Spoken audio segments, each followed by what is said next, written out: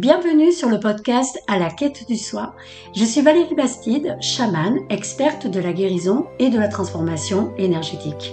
Chaque lundi, je te partage mes clés, mes compréhensions, mes vérités, mon expérimentation et mes connaissances pour t'aider à guérir, à te reconnecter à toi-même et à retrouver ton pouvoir intérieur. Ici, on parle vrai, santé, énergie, émotion, maladie, conscience. Pas de magie toute faite, juste du bon sens, du cœur et des clés concrètes pour transformer ta vie de l'intérieur. Et bonjour à tous, j'espère que vous allez bien, j'espère que vous allez tous bien. Alors déjà, je tiens à vous souhaiter une joyeuse année. Alors, je ne vais pas vous dire bonne santé, bon ci, bon mi. Non, je vais juste vous souhaiter de concrétiser la vie qui vous convient, d'arrêter de dérouler la vie qui ne vous appartient pas, en tout cas de dérouler peut-être les envies d'une autre personne, vraiment d'avoir la vie qui vous convient. C'est tout le mal que je vous souhaite. Si vous déroulez votre propre vie, bah, automatiquement, que vous vous priorisez, bah, écoutez, vous aurez la santé, je veux dire, dans tous les domaines de votre vie, vous serez ouvert. Donc voilà. J'espère que vous avez passé de bonnes fêtes, que vous avez pris du temps pour vous, avec votre famille, avec vos enfants, avec vos animaux, avec vos amis, que ça vous a fait du bien. Bon, bah écoutez, bonne nouvelle, hein, on est en janvier, il fait froid, il pleut, il fait nuit à 17 heures, c'est pas les miches, tout va bien. Alors, c'est clairement pas la période la plus joyeuse de l'année. Si en ce moment tu as envie de rester, je sais pas, sous un plaid avec une tisane chaude en regardant la météo et en te demandant bon sang de bonsoir pourquoi je n'habite pas sur une île déserte où il fait plus de 40 degrés, bah écoute, rassure-toi, tu es parfaitement normal. Je te le dis tout de suite, je pense exactement la même chose que toi. Alors peut-être qu'on n'est que deux, peut-être qu'on est plusieurs, je sais pas. Mais en tout cas, c'est ce que je pense. Alors oui, je suis chamane, et oui les amis, je parle du vivant, des saisons, des cycles naturels, de l'ancestral. Je suis profondément connectée à ces rythmes-là. Ils sont tous importants et nécessaires, mais même avec toute cette conscience, je vais pas te mentir, l'hiver et particulièrement le mois de janvier, c'est pas le mois que j'affectionne. C'est vrai que le froid, je crois que plus je vieillis, moins j'aime le froid. Non mais clairement, je sais pas si je suis seule dans mon cas, mais c'est vrai que avant de partir à la neige, voilà, ça me posait pas problème. Mais alors maintenant, excusez-moi, hein, il fait 0 degré, j'ai plus envie de rester en ermite chez moi et de pas bouger. Voilà. Donc tout ça pour vous dire que janvier, c'est pas un mois pour briller, janvier c'est un mois pour ralentir, pour tenir bon, pour s'écouter davantage, et si possible pour garder un petit peu d'humour, hein, parce que sinon franchement je crois qu'on s'en sortirait pas.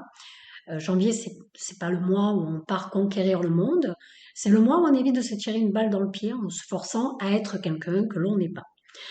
Et si je commence par te parler de ça, ce n'est pas pour faire la météo spirituelle, hein, c'est parce que ce que tu ressens peut-être en ce moment, ce n'est pas un bug.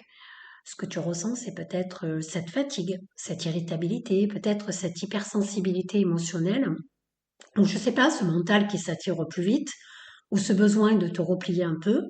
Ce n'est pas un dysfonctionnement.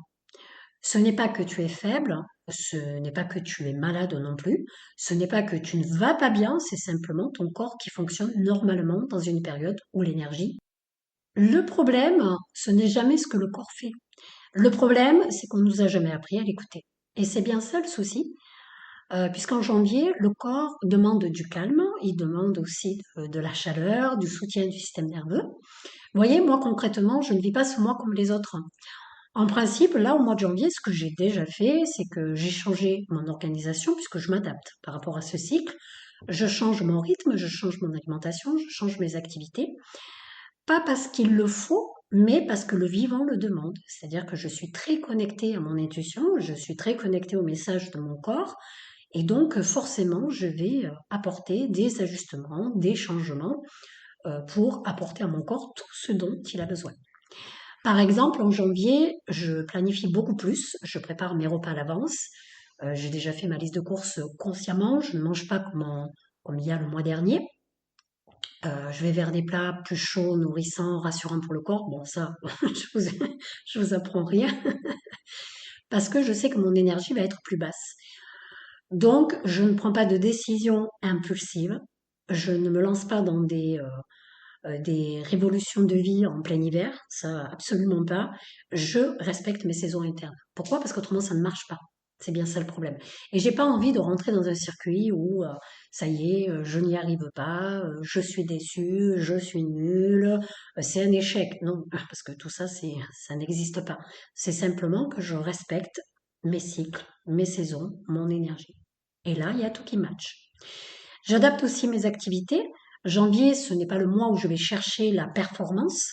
Je privilégie des alternatives plus douces, plus créatives, plus ancrantes. Vous voyez, au niveau de toutes ces alternatives, au mois de janvier, c'est le piano, c'est le dessin, la peinture.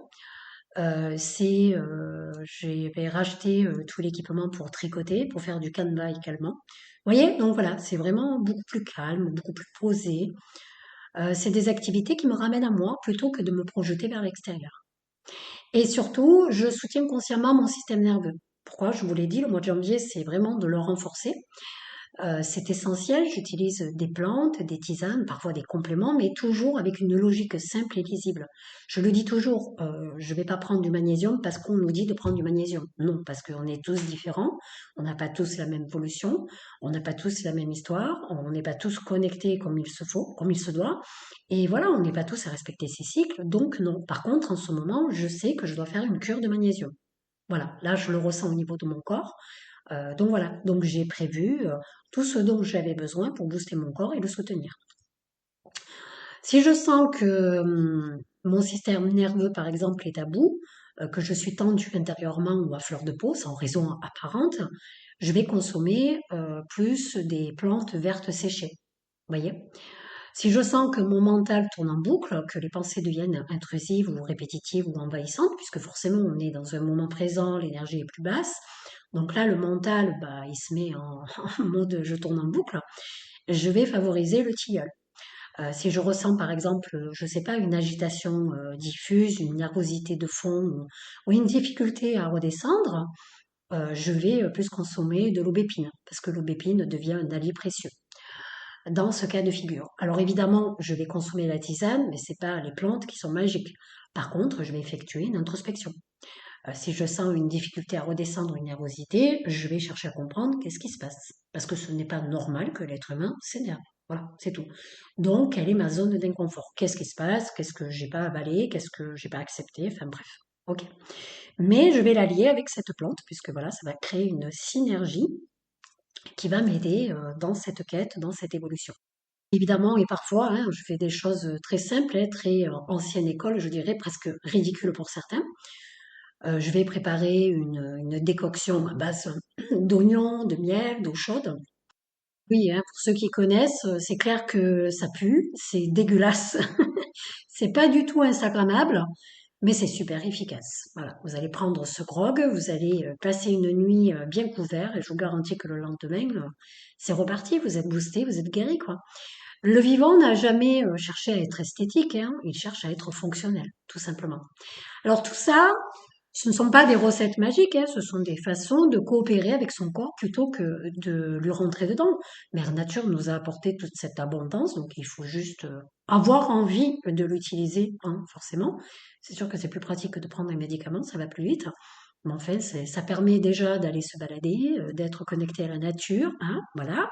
Deuxièmement, de sélectionner la plante qu'il faut, donc on est dans le moment présent, on est connecté, c'est la partie créative. Et puis la préparation, c'est le côté où on va prendre soin de soi, de son énergie, on va se prioriser.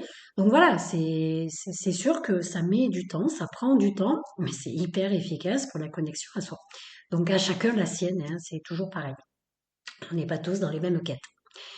Parce que le grand malentendu de janvier, c'est qu'on nous vend, vous savez, cette idée de nouveau départ, de grande remise à zéro, de conquête de l'année à venir, hein. C'est là justement où on va commencer à avoir nos propres résolutions. Sauf que le corps, lui, n'est absolument pas au courant de ce programme-là. Lui, il est en mode économie d'énergie. Il cherche la sécurité. Et quand on ne respecte pas ça, on se met en lutte contre soi-même. Et c'est exactement là que le mécanisme commence. Les personnes qui font des résolutions, je vais aller à la salle de sport, je vais arrêter de fumer, tout ça le 31 janvier, je suis le 31 décembre, pardon, ça y est, 31 décembre, ça ne fonctionne pas. Déjà, premièrement, il y a une prise de conscience. Deuxièmement, ça fait partie de vos cycles. C'est-à-dire qu'en amont, vous vous êtes déjà préparé.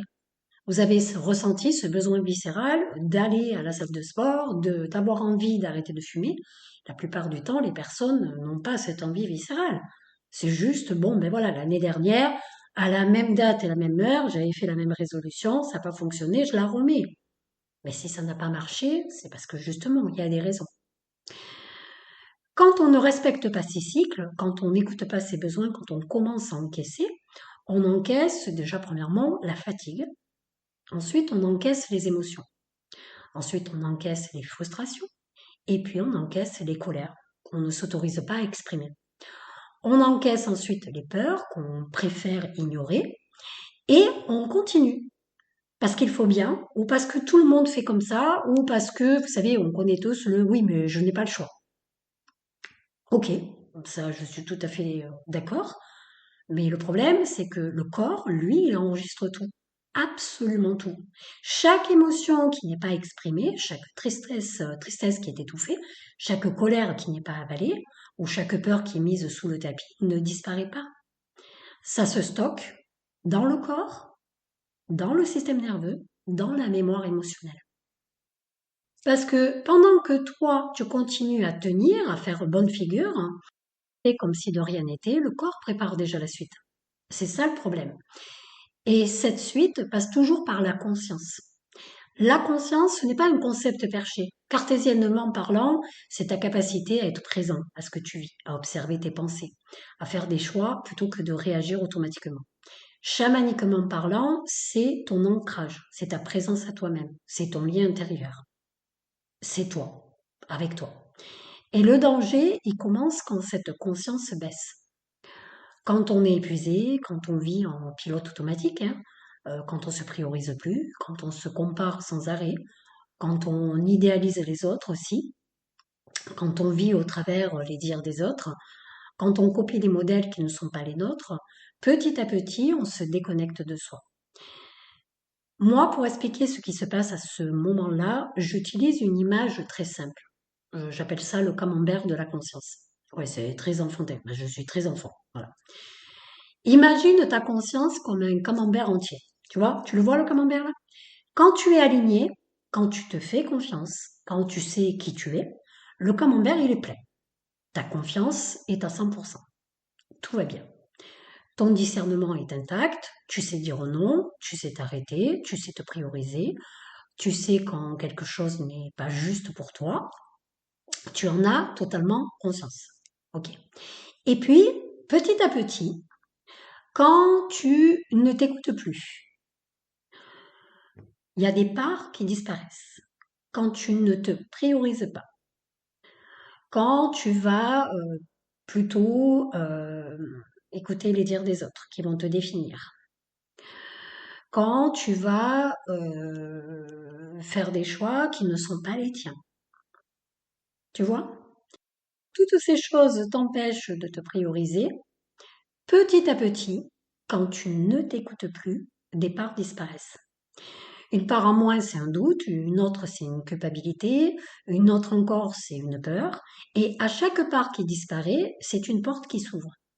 Ces portes ouvertes, ce sont des failles de conscience, discernement, des failles de souveraineté intérieure, tout ce qui t'empêche finalement d'être toi.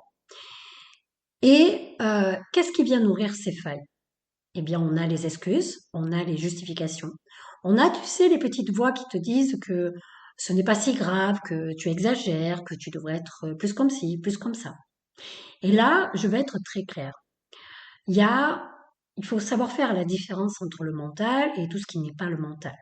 Le mental n'est pas ton ennemi. Le mental, à la base, c'est ton meilleur allié. C'est lui qui te protège, c'est lui qui te garde en sécurité. Il devient envahissant uniquement quand tu veux sortir de cette zone de confort, sans avoir consolidé ta confiance intérieure. Le vrai travail, ce n'est pas de tuer le mental, c'est de renforcer la conscience. Quand la conscience baisse, ce ne sont pas les pensées qui prennent le pouvoir. Ce sont les influences extérieures. C'est là qu'apparaissent les entités. C'est pour ça qu'il est important de savoir faire la différence.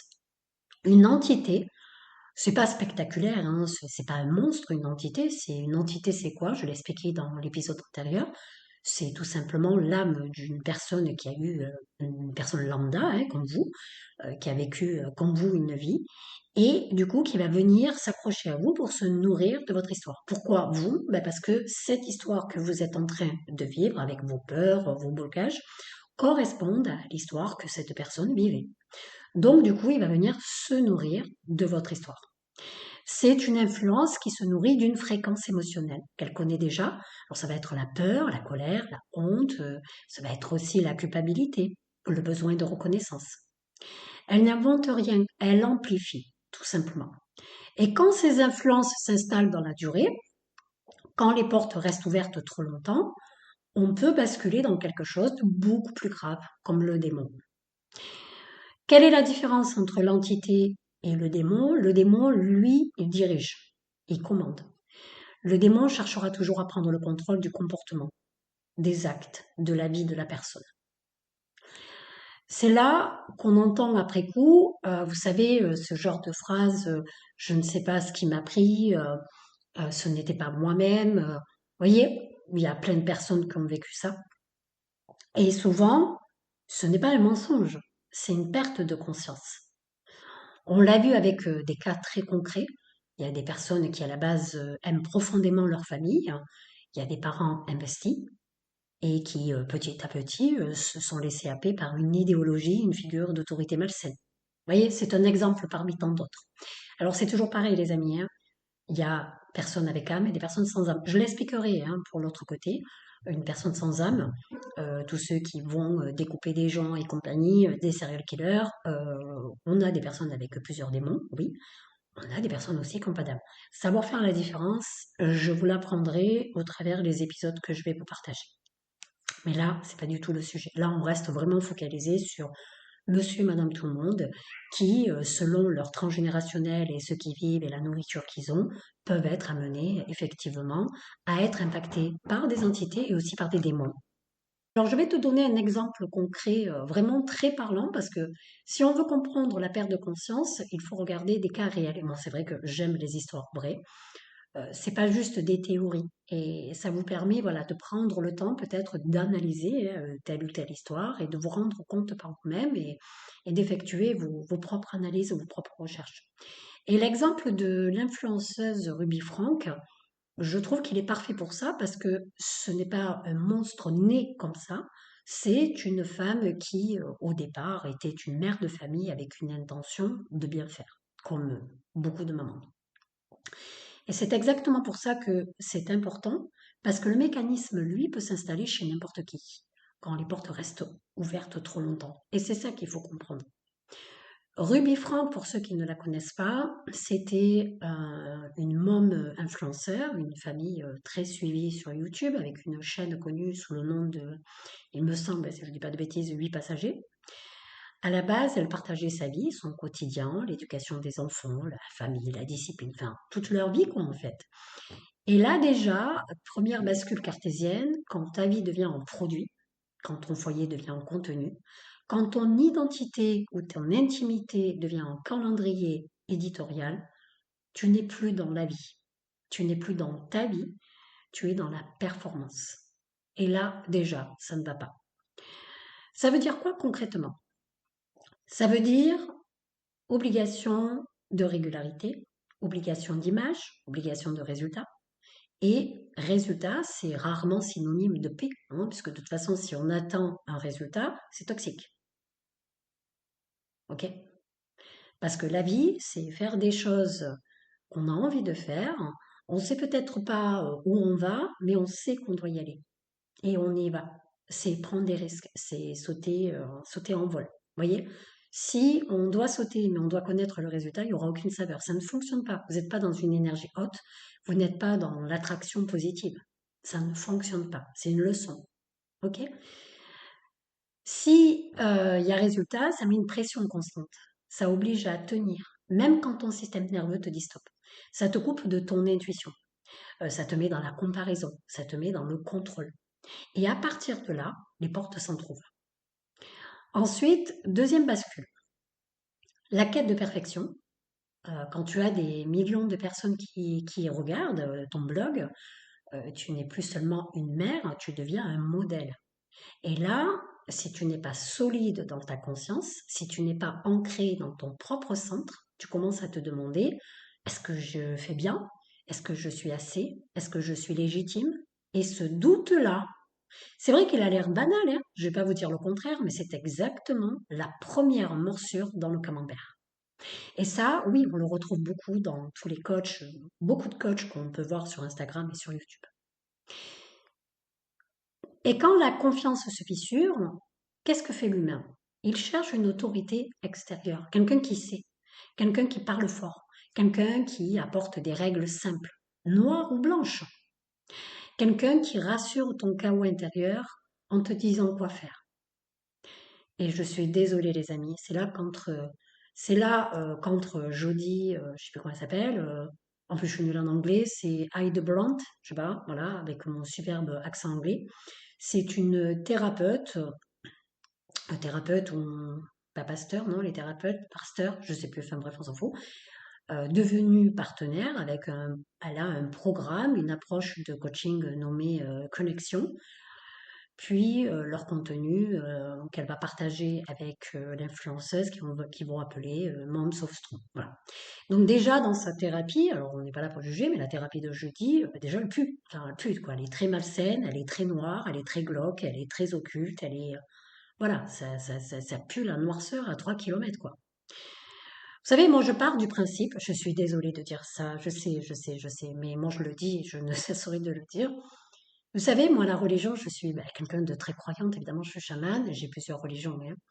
Mais c'est pas quelque chose que je vais afficher, parce que ça regarde personne, et puis c'est pas quelque chose que j'ai envie de parler, parce que j'en ai rien à cirer, j'ai pas besoin de partager ça. Mais vous savez, moi, la religion, dès qu'on commence à me dire ce que je dois faire, pour moi, ça pue. Parce que moi, je pars du principe qu'on n'a pas à me dire ce que je dois faire. Parce que dans la vie, si on me dit quoi faire, en fait, je prends pas de risque, hein. Je suis dans la matrice. La vie, c'est se casser la gueule, c'est sauter en vol, c'est se tromper, c'est se relever. Il n'y a pas d'échec, il y a juste des leçons. Donc moi, du moment où une personne me dit quoi faire, déjà là, j'ai un problème. À part si vous avez payé une thérapeute, une coach, mais vous savez faire la différence entre quelqu'un qui est bienveillant et quelqu'un qui l'est pas. D'accord? Donc moi, la religion, c'est pareil. Tu me dis quoi faire, tu me dis quoi manger, tu me dis quoi boire, je fuis. J'en veux pas, parce que ça pue. Parce que logiquement, si on ne laisse pas l'être humain faire comme il a envie, il apprendra jamais ses leçons. Il sera toujours sous la coupe de quelqu'un. Bref, c'était juste une petite parenthèse là que j'avais envie de dire. Et là, je vais être très directe, c'est exactement comme ça que les dérives commencent. Pas parce que les gens sont stupides, pas parce qu'ils sont faibles, mais parce qu'ils sont ouverts, émotionnellement ouverts, psychiquement ouverts, spirituellement ouverts. Alors, spirituellement, moi, la spiritualité, c'est la connexion à soi. Mais ce mot a été tellement interprété de la mauvaise façon et d'une noirceur des plus extrêmes que du coup je le note parce que je ne sais pas quelle est votre interprétation. Moi, spiritualité, c'est la connexion à soi. Oui, évidemment qu'il y a des capacités, il y a des guides, il y a des anges, je peux en dire. Hein. Maman, je peux vous dire plein de choses, je suis chamane. Mais ne se développera pas, vos capacités et le reste se développera pas tant que vous ne serez pas connecté à vous. Donc ça ne sert à rien d'en parler en fait. Et ouvert, ça veut dire pas protégé. Cartésiennement, on appelle ça l'influence, plus l'isolement, plus la dépendance, plus la manipulation. Vous voyez le combo là? Chamaniquement, on appelle ça porte ouverte, plus emprise, plus perte de souveraineté. Ça veut dire que vous n'êtes plus vous-même. Vous n'êtes plus maître de votre vie, de votre corps, de vos pensées, de votre énergie, de tout ce que vous allez dérouler. Et ce qui est glaçant, c'est que la pente, elle est douce. Au début, ce ne sont pas des actes, au début, ce sont des idées qui sonnent morales, éducatives, spirituelles, pour leur bien. Et l'emprise, elle adore se déguiser en vertu. Vous savez, il y a beaucoup de personnes qui me disent, Valérie, moi je parle avec des guides, ils m'ont dit ça, ils m'ont dit ça. Tu sais, je suis désolée, du moment qu'on t'impose une chose, du moment qu'on te juge, enfin, à un moment donné, c'est juste de la logique. Soit tu t'es pas bien protégé, soit tu as un transgénérationnel ou une histoire qu'il faut guérir. Bah oui, j'en ris parce qu'il n'y a rien de dramatique, c'est juste des leçons, les amis. Mais en tout cas, tu ne discutes pas avec la bonne personne. Ça, c'est clair, net et précis. Tous ces mots-là, tu l'as que dans ta vie ici, la cartésienne. Dans l'au-delà, il y a le bien et il y a le mal. Le bien ne parle pas comme ça. Ok, c'est important de le dire. C'est pour ça que je te dis, l'emprise, elle adore se déguiser en vertu. Petit à petit, je reviens à l'histoire de Ruby. Ruby commence à se persuader qu'elle n'est pas une bonne mère, qu'elle échoue, que sa méthode finalement ne marche pas. Donc elle s'accroche encore plus à l'autorité extérieure, parce que sa propre boussole interne, elle s'éteint. Et à ce moment-là, la conscience baisse.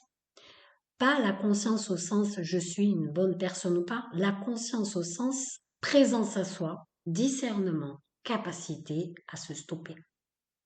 C'est-à-dire que là, elle est en train de dérouler une vie qui n'est pas la sienne. Et quand cette conscience baisse suffisamment, ben en fait, qu'est-ce qui se passe? Tu bascules.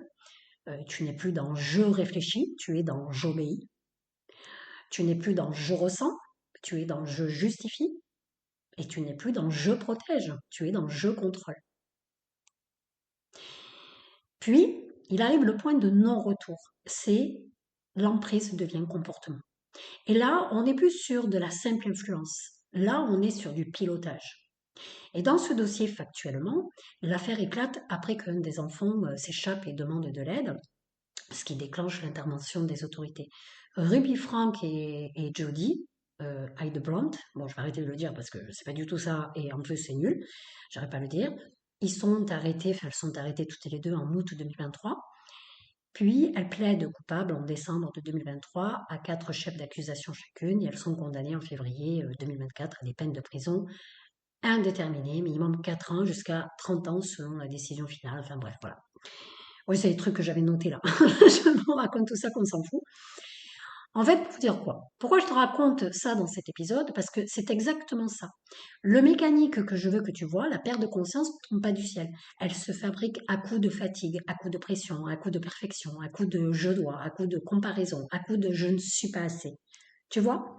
Et c'est là qu'on revient à un point central. Ce n'est pas de la religion, ce n'est pas un mythe, ce n'est pas du folklore, c'est de la logique. Tout le monde peut observer ça.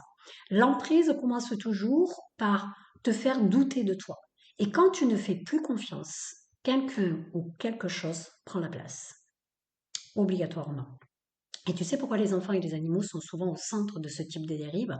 Parce que dans cette histoire, les enfants ont été maltraités par Jodie. Évidemment, Jodie est une personne qui est possédée par des démons, parce qu'elle n'en avait pas qu'un, elle en avait plusieurs.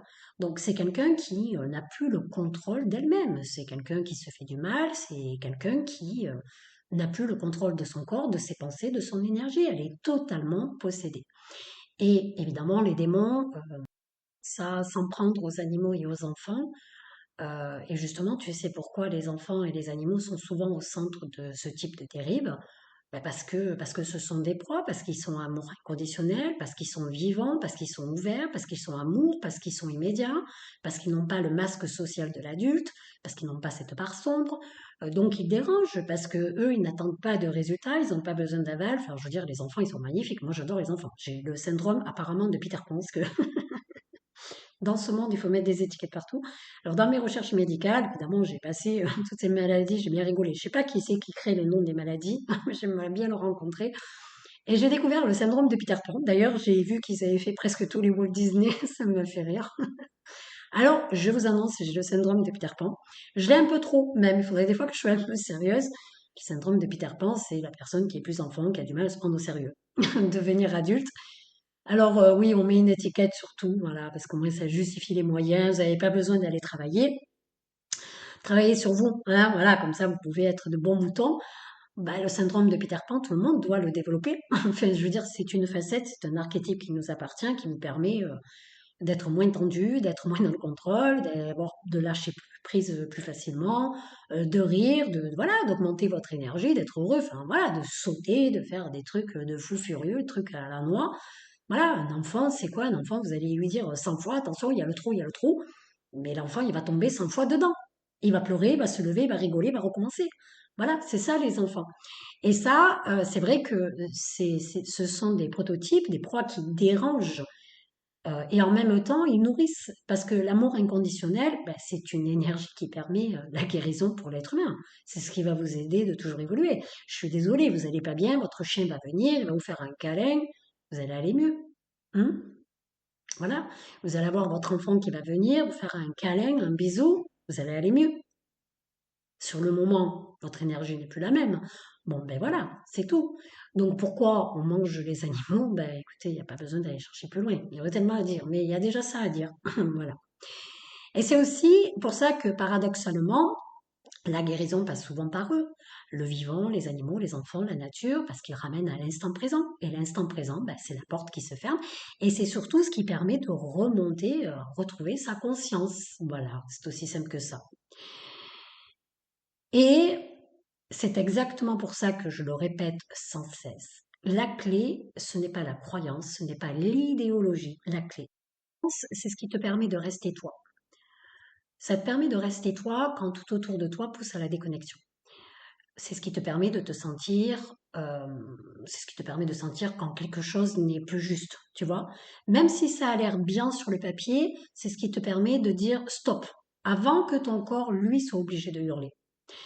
Et là, je vais parler de mon expérience personnelle, de ce que je vois concrètement dans les soins, parce que c'est important d'être très clair là-dessus. Dans les soins chamaniques, qu'il s'agisse de maladies, de fatigue chronique, de dépression, de possession, d'énergie lourde, d'emprise, de remettre les compteurs à zéro, enfin bref, d'aider la personne dans son évolution, il y a une règle immuable. Tant que la conscience de la personne n'est pas engagée, il n'y a rien qui se passe. Et d'ailleurs, je ne peux rien faire. Je suis désolée, on ne fait pas des soins chamaniques à tout le monde. On peut le faire à tout le monde, mais si la personne n'a pas cette prise de conscience, le soin chamanique ne se fait pas. C'est pas nous qui décidons. Et c'est logique. Je vais le dire franchement parce qu'à un moment donné, il faut arrêter de vendre du rêve et de dire des conneries. On ne guérit pas quelqu'un, on ne sauve pas quelqu'un. La magie extérieure n'existe pas. Un soin chamanique, oui, c'est puissant. C'est même extrêmement puissant parce que ça permet de remettre les compteurs à zéro, de nettoyer, de fermer des portes, de couper des contrats inconscients, d'enlever des influences, des entités, parfois même des démons, de redonner de l'espace, d'enlever la racine du mal pour des symptômes, pour des maladies, pour des douleurs, etc. Ça permet de redonner de l'espace, du silence intérieur, de la clarté, ok. Mais tout ça, c'est bien beau, bien sûr que c'est paradisiaque. Mais si la personne repart ensuite dans exactement les mêmes schémas, les mêmes justifications, les mêmes fuites, les mêmes excuses, et vous vous doutez bien que tôt ou tard, les portes se rouvrent toujours. C'est pour ça que quand je fais un soin, je demande toujours l'accord. Je ne demande pas l'accord à la personne consciente, je demande l'accord au mal. Pourquoi? Parce que le mal n'est jamais arrivé par hasard. Il a été nourri. Et il a été nourri par qui? Mais par vous. Il a été nourri par le ce n'est pas ma faute, par le je n'ai pas le choix, par le c'est à cause de mon passé, par le on m'a fait ça, par le je suis comme ça, et je pourrais en citer plein. Et je dirais attention, comprendre son histoire, ce n'est pas se flageller, mais s'y réfugier en permanence. C'est laisser les portes grandes ouvertes. Je vais être très claire, tant que tu refuses de reconnaître que tu es co-créateur de ta réalité, que la vie que tu es le seul ou la seule responsable, tu restes dépendant. Et tant que tu restes dépendant, tu es vulnérable aux influences. La guérison commence le jour où tu peux dire, sans te juger, mais sans te mentir aussi, parce que c'est important d'être honnête avec soi-même, si j'en suis là aujourd'hui, ce n'est pas uniquement à cause de ce que j'ai vécu, c'est aussi à cause de ce que j'ai fait ou pas fait avec. À partir de là, la conscience revient. Et quand la conscience revient, les portes commencent à se fermer. C'est aussi pour ça que je me méfie énormément des discours, tu sais, comment ça s'appelle, peace and love, tout amour, tout lumière, tout pardon immédiat. Moi, j'aime tout le monde. Moi, évidemment que moi aussi j'aime tout le monde. La vie, tu sais aussi, c'est les gens qui sont très très très croyants. Oui, mais moi je prie tous les jours. Oui, mais moi j'aime Dieu. Oui, mais moi Bon, principe, enfin, je suis désolée, je dis pas, mais un principe, c'est qu'on n'a pas gratté ce qu'on avait à gratter. Je le dis clairement, et là, ça pue. La vie, je suis désolée, les amis, ce n'est pas ça. L'humain, ce n'est pas ça. On n'est pas fait pour être parfait, on est fait pour apprendre à équilibrer. On a tous une part lumineuse et une part sombre, ce qui est tout à fait normal. Moi, quand je fais des soins chamaniques, et j'en parle assez souvent, mais 50% de part sombre. Alors, la part sombre, quand on est aguerri, on n'est pas une mauvaise personne, on ne fait pas du mal aux autres, autrement je ne pourrais pas faire ce que je suis en train de faire, et surtout que quand on est prêtresse chamane, qu'on a été sélectionné depuis la naissance, je peux vous dire que des tests, vous en avez toute votre vie, hein, et c'est pas les plus petits. Mais c'est 50% de force de caractère, de pouvoir se prioriser, de peut-être ne pas prendre le même chemin que les 99% de personnes sur cette planète, de savoir où on va, de ne pas avoir besoin de s'identifier aux autres, de ne pas avoir besoin des dires des autres. Vous voyez ce que je veux dire? Ça, c'est les 50% de ma part sombre. J'ai travaillé mes leçons, j'ai tout guéri. Mes autres 50%, donc cette part-là, c'est ce qui va me permettre de passer dans tous les mondes pour pouvoir aller nettoyer, affronter les démons, affronter tout ce que je vais voir et tout ce que je dois enlever, les possessions. Ok?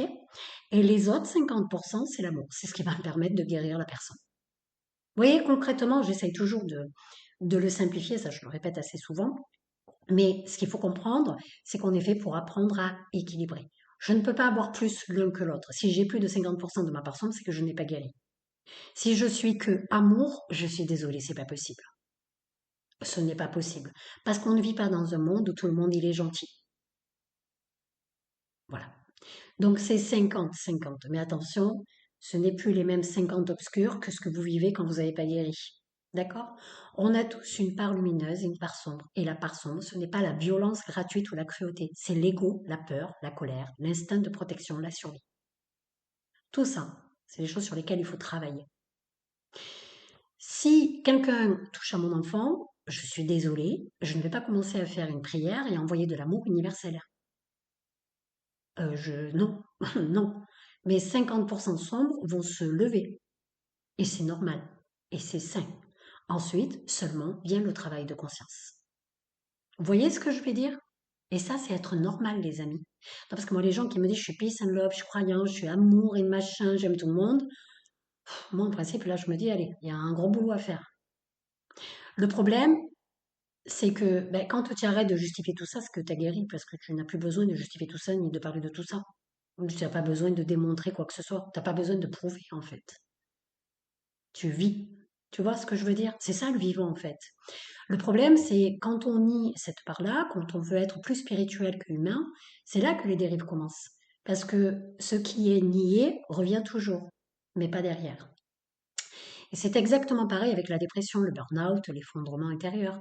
Je vais être très claire là-dessus aussi. Une dépression n'est pas un échec. C'est souvent la chose la plus saine qui puisse arriver à quelqu'un qui s'est totalement déconnecté de lui-même. Là, vous n'êtes plus du tout sur le bon chemin, vous n'avez pas déroulé votre propre histoire. C'est terminé, vous déroulez l'histoire de quelqu'un d'autre.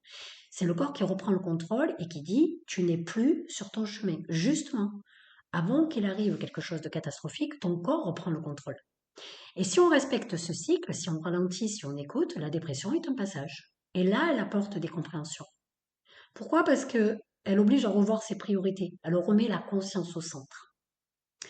Le problème, c'est quand on refuse ce passage, quand on force, quand on veut revenir comme avant, alors que malheureusement, je suis désolée, mais avant, justement, n'était plus juste. C'était bien ça le problème. À ce moment-là, la dépression peut s'enquister. La conscience continue de baisser. C'est-à-dire que vous êtes dans un cycle bas qui est normal. Du moment que vous acceptez votre dépression et que vous comprenez que vous êtes plus sur le même chemin, les questions à se poser, c'est bah, logiquement votre vie ne vous convient plus, votre couple, votre travail, enfin, il n'y a plus rien qui va. Donc c'est juste se dire, ok, bon, il n'y a plus rien qui va, alors là c'est le néant. Bon, allez, de quoi j'ai besoin? On se reconnecte à soi et on va faire des analyses, une introspection. On passe pas du temps à s'en vouloir, à se dire, oh mon Dieu, j'ai la dépression, ou à afficher ça comme si c'était un Graal. Ok? C'est comme la pub que, oh mon Dieu, j'ai vu une pub, c'était quoi? Intermarché, je sais pas quoi. Vous savez, cette pub où cette dame dit, elle parle de son amie et qu'elle dit à ses amis, ah ben non, finalement, elle a pas de cancer parce que je la vois rire. Mais c'est un psychopathe qui a fait cette pub ou quoi?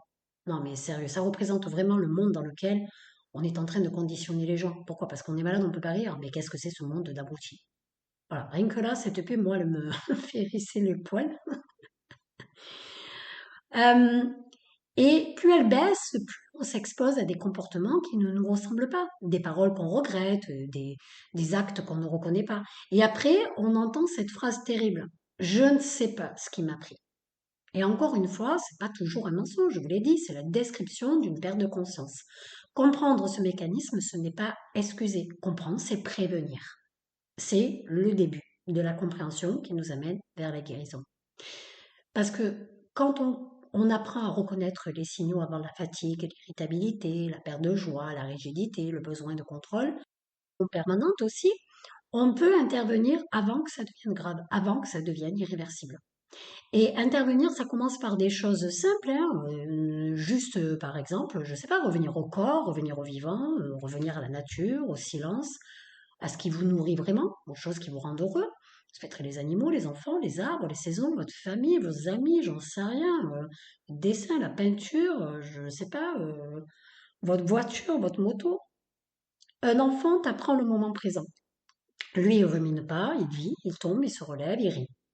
C'est pour ça que ce fameux syndrome de Peter Pan me fait autant rire si à pathologiser la capacité à rester vivant, à jouer et à rire. C'est pas exceptionnel ça? À ne pas se prendre pour le centre du monde. On a collé une étiquette. Waouh, si toi tu es trop enfantin, eh ben, tiens le syndrome de Peter Pan. Non, ça fait partie de nos facettes. D'ailleurs, je vous invite à développer cette partie-là, parce que c'est cette partie-là, quand elle n'est pas développée, ben, on devient rigide, frustré, fermé, on a toujours tendance à tout contrôler. Voilà, on a peur de tout, on veut tout savoir, on veut des notions de résultats, enfin bref. On est beaucoup plus vulnérable aux influences.